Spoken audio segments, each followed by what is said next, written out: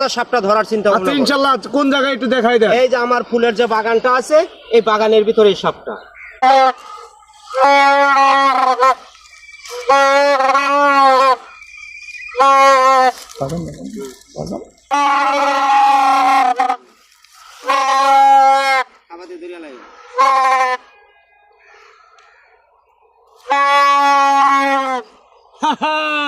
ভাইয়া আমাদের কষ্ট বিফলে জানে ভাইয়া, এবার একটা কাম হয়েছে। দাদা বড় সাপ ধরা পড়ছে দাদা। লাঠি সাপ যখন ধরা পড়ছে, তাহলে এই বেদেদেরকে তুমি কিছু পুরস্কার দিয়ে দাও। দাদা এই তো নাই, ওইটা দিব। দাও, এদেরকে মন খুশি করে তুমি দিয়ে দাও। আমাদের কিছু লাগবে না, আমরা আমাদের জিনিস পেয়ে গেছি, এতে আমরা অনেক খুশি। যাক, তোমাদের প্রতি আমার দোয়া এবং ভালোবাসা রইল।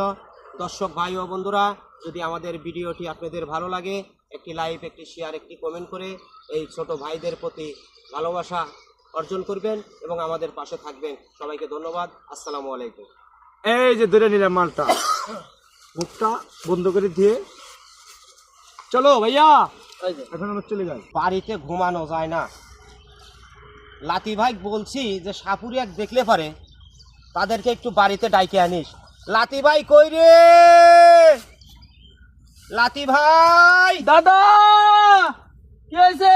এখন ওই সাপের যন্ত্রণায় বাড়িতে থাকা যায় না। তুই সাপুরিয়া গারে একটু ডাইকে আনতো ভাই। সাপুরে কিছুক্ষণ আগে আমি ওই জায়গায় দেখছিলাম। ভাই সারাদিন তো অনেকই ঘুরলাম, চলেন এই পাশ দিয়ে বাড়ি চলে যায়। আর কি করবো ভাই, তোর আর কি চলে চলেন। ওই ভাই, আপনার ঘরে আমার দাদা খুঁজতেছে। কি হয়েছে কি? আমার ঘরে পালানে অনেক বড় সাপ। কতগুলা? যেই নেই নন, আসেন ভাই ভাই।